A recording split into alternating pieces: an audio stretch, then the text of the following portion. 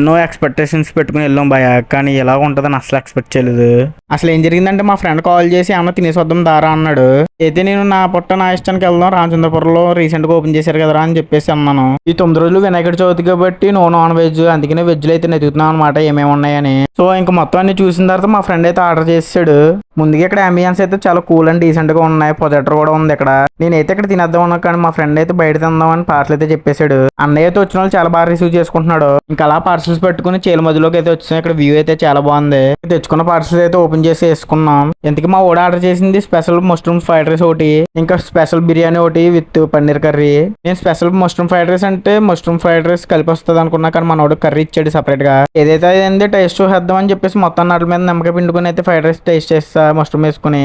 Fried rice అయితే చూడడానికి బాగలేదు, కానీ టేస్ట్ అయితే సూపర్ గా ఉంది. ఇంకా నెక్స్ట్ వచ్చేసి special biryani with paneer curry. Biryani అయితే బాగుంది, కానీ పన్నీర్ అయితే బాగలేదు, ఎందుకంటే ఇదైతే పచ్చివాసన వస్తుంది. కొంచెం ఫ్రై చేసి వేస్తే బాగుండు.